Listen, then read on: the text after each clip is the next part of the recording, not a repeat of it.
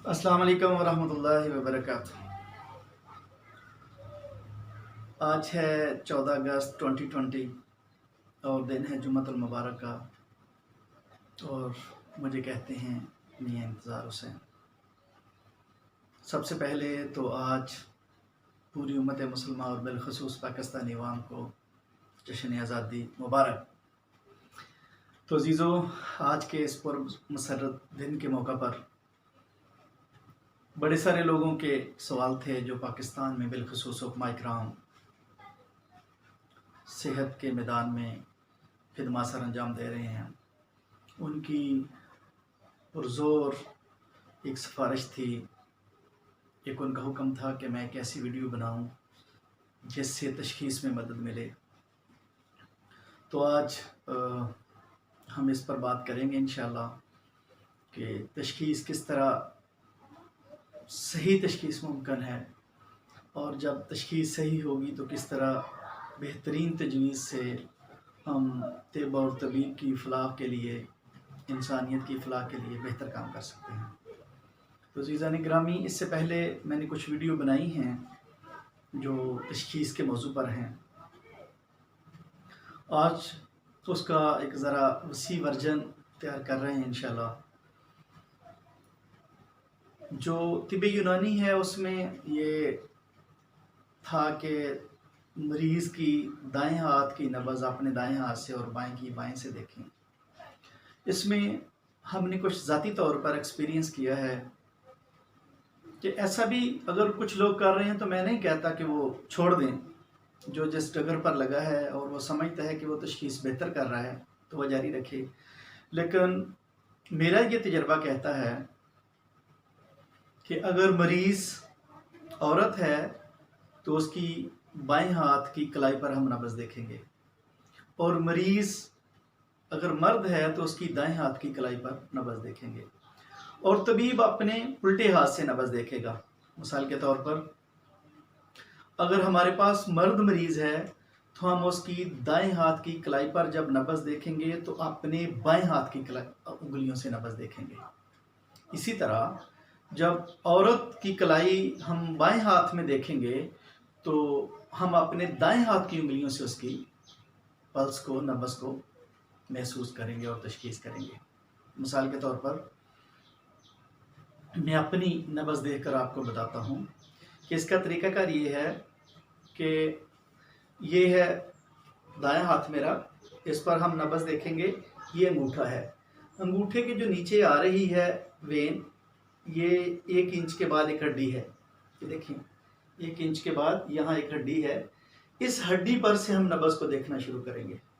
مثال کے طور پر انگلیاں 4 رکھیں گے، متوازی رکھیں گے برابر، جیسے کہ یہ دیکھیں یہ وہ ہڈی ہے، 1 انچ کے بعد جہاں سے ہڈی ختم ہوئی وہاں سے ہم ان 4 انگلیوں کو متوازی رکھیں گے اور یوں محسوس کریں گے کہ نبض کی دھڑکن کس انگلی پر زیادہ محسوس ہو رہی ہے۔ پہلی انگلی پر ہے، دوسری پر ہے، تیسری پر ہے اور یا چوتھی پر ہے، اور 2 درمیان والی انگلیوں پر بھی نبض بعض اوقات محسوس ہوتی ہے اور پہلی انگل پر بھی دبانے سے۔ اس کی میں کچھ وضاحت کر دیتا ہوں کہ جب آپ کے پاس مریض آئے تو آپ کوشش کریں کہ اسے تھوڑی دیر کے لیے ریلیکس کریں، بٹھائیں۔ موسم اگر بہت گرمی کا ہے تو اسے پانی پیش کریں تاکہ وہ تھوڑا نارمل ہو جائے۔ بس اوقات پیشنٹ جو ہے وہ سٹریس بھی لے جاتا ہے کہ پتہ نہیں طبیب میرا مجھے کیا بیماری بتا دے یا اس کا کیا علاج ہے، تو وہ ڈسٹرب بھی ہوتا ہے بعض اوقات، ہر کنڈیشن میں نہیں۔ ایسی صورت میں اس کی جو نبض ہوگی وہ معتدل ہو جائے گی، نارمل ہو جائے گی اگر تھوڑا ریلیکس کرنے کے بعد چیک کریں گے تو۔ اب اس کا طریقہ کار یہ ہے کہ پہلی انگلی پر اگر نبض ہے، یہ دیکھیں پہلی انگلی ہم شہادت والی انگلی کو بولیں گے، اور یہ ذہن میں رہے کہ شہادت والی انگلی انگوٹھے والی سائڈ پر جائے گی، اوپر جائے گی۔ اچھا، اب جب اس پر ہم دیکھیں گے تو جب پہلی انگلی پر ہم دیکھیں گے نبض کو اور اوپر ہی ہمیں محسوس ہو تو یہ نبض اعصابی عضلاتی نبض کہلاتی ہے، اعصابی عضلاتی نبض کہلاتی ہے۔ اس کے بعد اگر 2 انگلیوں تک نبض جا رہی ہے تو اسے ہم उजलाती असाबी कहेंगे। और अगर 3 उंगलियों तक नब्ज़ महसूस हो रही है तो इसे हम उजलाती गुद्दी कहेंगे। और अगर 4 उंगलियों पर जा रही है तो गुद्दी उजलाती कहेंगे। ये होगी 4 नब्ज़ें। अब नब्ज़ें टोटल 6 हैं, 2 नब्ज़ें बाकी हैं।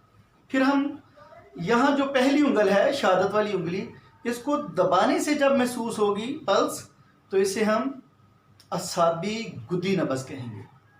बसा औक़ात ये दरमियान वाली 2 उंगलियों में अगर पहली, दूसरी, तीसरी, चौथी उंगल पर महसूस नहीं हुई तो दरमियान वाली 2 उंगलियों पर दबाव देने से जो नब्ज़ महसूस होगी उसे हम गुद्दी असाबी नब्ज़ कहते हैं।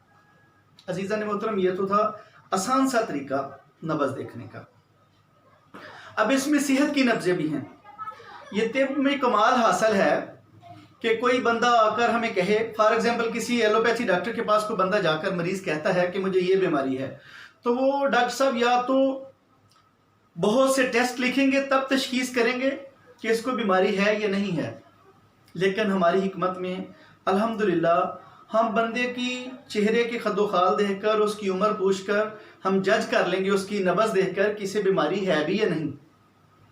बहुत से केस ऐसे होते हैं जिसमें बंदा बीमार नहीं होता, सिर्फ नफ्सियाती असर ले चुका होता है, स्पेशल जो कि मखसूस कुछ बीमारियां हैं उनमें। ये ज़रूरी नहीं होता कि मखसूस बीमारियों में आने वाला पेशेंट हर बीमार ही हो। आप उसको ज़हनी तौर पर उसकी काउंसलिंग करके भी आप उसे सेहतमंद कर सकते हैं, क्योंकि वो सेहतमंद होता है, सिर्फ उसे थोड़ी मोटिवेशन की ज़रूरत होती है। फॉर एग्जांपल सेहत की नब्ज़ें कि जिस नब्ज़ पर मरीज़ सेहतमंद होगा, मसलन आपके पास एक बच्चा लाया जाता है तो वो बिल्कुल छोटा है। अगर उसकी पहली उंगली पर नब्ज़ है तो इस नब्ज़ को हम दबा के महसूस हो रही है तो इसे हम असाबी गुद्दी नब्ज़ कहते हैं, जो कि दूध पीते बच्चे की नब्ज़ है। अगर बच्चा दूध पीता है माँ का और उसकी नब्ज़ पहली शहादत वाली उंगली पर दबाव देने से महसूस हो रही है तो आप जज कर सकते हैं कि ये बच्चा बीमार नहीं है, थोड़ी सी उसकी तहरीक बिगड़ी है, उसे बहुत नॉमिनल सा हम ट्रीटमेंट देकर ठीक कर सकते हैं। इसी तरह अगर बच्चे ने माँ का दूध छोड़ दिया है और अभी गोश्त मोश्त खाने के करीब पहुंचा है तो उसकी जो नब्ज़ होगी, सेहत वाली नब्ज़, वो असाबी उजलाती नब्ज़ होगी। इसके बाद तीसरी नब्ज़ जो है वो होगी उजलाती असाबी। उजलाती असाबी बुढ़ापे की नब्ज़ है। इसी तरह उजलाती असाबी बुढ़ापे की नब्ज़, इसके बाद उजलाती गुद्दी जो नब्ज़ है वो नौजवान मर्द की है, और उजलाती गुद्दी के बाद आएगा गुद्दी उजलाती जो जवान औरत की नब्ज़ है, सेहत की नब्ज़ है। जब सेहतमंद औरत की नब्ज़ उजलाती गुद्दी है तो गुद्दी असाबी नब्ज़ जो है वो हैज़ो वलादत की नब्ज़ होगी। फॉर एग्जांपल हमारे पास एक जवान लड़का आता है, उसकी नब्ज़ उजलाती गुद्दी है, तो मैक्सिमम हद तक हम ये जज कर सकते हैं कि वो सेहतमंद है। बस औक़ात ये होता है कि तहरीक चेंज हो रही होती है, उसे हम वर्मी तहरीक भी कहते हैं। ऐसी सूरत हाल में नब्ज़ आगे जा रही है या पीछे जा रही है तो पेशेंट अपने आप में बीमारी महसूस कर रहा है, तो इसको भी हम ट्रीट कर सकते हैं। ये हो गया कि नब्ज़ का तरीका। दूसरा, बाज़ औक़ात ऐसा होता है कि बहुत एक्सपर्ट बंदा भी नब्ज़ देखते हुए कंफ्यूज हो जाता है। हर दफ़ा नहीं, हर मरीज़ पर नहीं, लेकिन कभी कभार ऐसा होता है। और बड़े से बड़े एक्सपर्ट तबीब के साथ भी ऐसा होता है कि वो कंफ्यूज हो जाता है कि कौन सी नब्ज़ है। फिर इसके लिए हम मुआवन के तौर पर ज़बान से भी तशखीस करते हैं और करूरे से भी तशखीस करते हैं। मिसाल के तौर पर हम ज़बान से तशखीस की बात करते हैं। ज़बान से तशखीस करेंगे तो देखेंगे कि अगर ज़बान सफ़ेद है, सफ़ेद दाने हैं, तो ये असाबी तहरीक का मरीज़ है। इसी तरह अगर मरीज़ की ज़बान फटी हुई है, जैसे बारिश के बाद ज़मीन फट जाती है, इस तरह फटी हुई है, तो ये उजलाती तहरीक की तरफ निशानदही है। और अगर ज़बान पर पीले दाने हैं तो ये गुद्दी तहरीक की निशानदही है। अब इन तीनों तहरीकों को आगे 2-2 तहरीकों में भी हम तकसीम कर सकते हैं। मसलन ज़ुबान आपने देखी, ज़ुबान पर सफ़ेद दाने हैं, सफ़ेद तह है जो ज़ोफ़ की तरफ निशानदेही कर रही है। असाबी तहरीक में अक्सर मरीज़ को पेचस का मर्ज़ लाहक हो जाता है, जहाँ और बहुत सी बीमारी हैं, ये मोटी सी बीमारी है। उसकी ज़बान का जायका फीका हो जाता है या मीठा होता है। और इसी तरह जब ज़बान पर सफ़ेदी की तह ज़्यादा होगी और साथ हल्का सा पीलापन होगा, तो पीलापन गुद्दी तहरीक में पिलाहट ज़्यादा थी, हमने भी अभी बात की है ना। असाबी तहरीक में सफ़ेदी है, गुद्दी में ज़बान का फटना है, और गुद्दी तहरीक में क्या था, पीलापन था, पीले दाने थे। अब सफ़ेदी के साथ जब इंसान की ज़बान सफ़ेद तह होगी और सफ़ेद तह के साथ उस पर पीले निशान होंगे, तो वो ये असाबी गुद्दी तहरीक होगी, चूँकि गुद्दी में पीलापन आता है। और अगर सफ़ेदी तह के साथ हल्के से सुर्ख दाने भी हैं या सुर्ख निशान भी हैं, तो फिर ये जो ज़बान है ये निशानदेही करेगी कि ये मरीज़ असाबी उज़लाती है। इसी तरह उज़लाती ज़बान में ज़बान पे कट होते हैं, फटी हुई होती है। अब इसकी भी तशख़ीस करेंगे कि उज़लाती असाबी है या उज़लाती गुद्दी है। तो वेरी सिंपल, उज़लाती असाबी में क्या होगा कि ज़बान ज़्यादा फटी हुई होगी, ज़बान ज़्यादा फटी हुई होगी और सफ़ेदी खिल की तय होगी या सफ़ेद दाने होंगे। तो ये ज़बान क्या होगी, उज़लाती असाबी ज़बान होगी।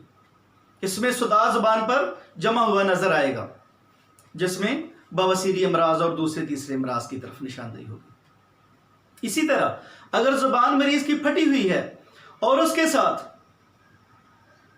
साथ हल्की पीलाहट भी है, पीले दाने हैं, पीला निशान है हल्के से, तो ऐसी ज़बान को हम उज़लाती गुद्दी ज़बान कहेंगे। अब आगे गुद्दी तहरीक है। गुद्दी तहरीक में हमने जैसे पहले बात की है कि इसमें ज़बान पर पीली तह होगी, पीले दाने होंगे। अब अगर ज़बान में पीलापन ज़्यादा है और हल्के से सुर्ख दाने भी हैं, तो ये गुद्दी उज़लाती होगी। चूँकि उज़लात में सुर्ख दाने आएंगे, फटी हुई होगी ज़बान और सुर्ख दाने होंगे। असाब में ज़बान पर सफ़ेदी की तय होगी, सफ़ेद दाने होंगे। इसी तरह गुद्दी तहरीक में ज़बान पर पीले निशान होंगे और पीले दाने होंगे। ये हो गई गुद्दी उज़लाती के पीलापन भी है और साथ सुर्ख दाने भी हैं। अब इसी तरह एक नबज़ बाकी है, अगर ज़बान पर पीली तह ज़्यादा है और हल्की सी सफ़ेदी भी है, तो ऐसी ज़बान को हम गुद्दी असाबी ज़बान कहेंगे। अजीज़ा ने मोहतरम, इसी तरह करूरा है। करूरे में क्या होता है कि अगर वॉल्यूम ज़्यादा है, करूरा, एक चीज़ समझने की ज़रूरत है करूरे से पहले कि करूरा कब लेना है। करूरा लेने से पहले आप मरीज़ को हदायत करेंगे कि वो एक दिन पहले कोई अंग्रेज़ी देसी दवा ना खाए। अगर खाएगा तो उसका सही रिजल्ट नहीं आएगा। नंबर 2, उसके लिए कम से कम 6 घंटे सोए।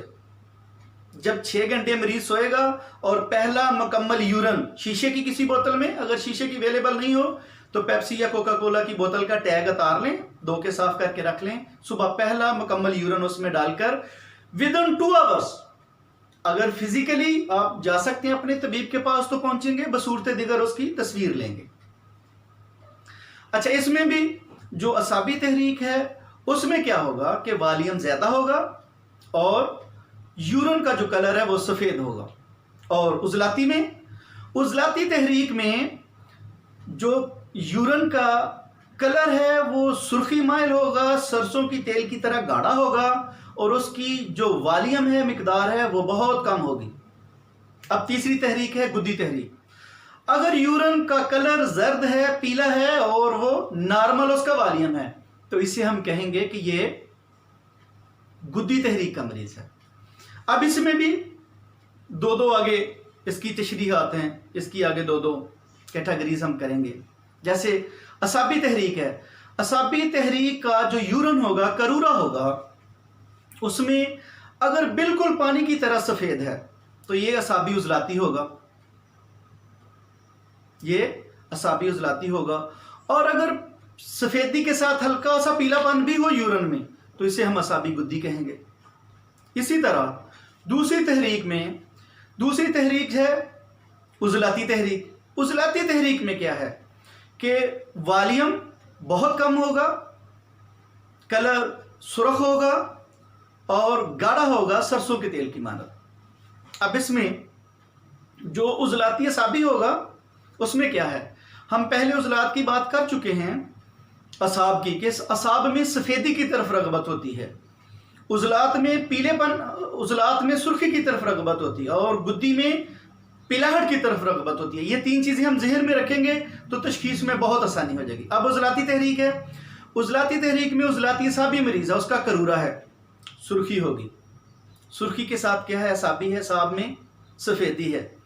अगर सुर्खी ज़्यादा है सफ़ेदी कम है तो ये करूरा जो है ये क्या है, उज़लाती असाबी।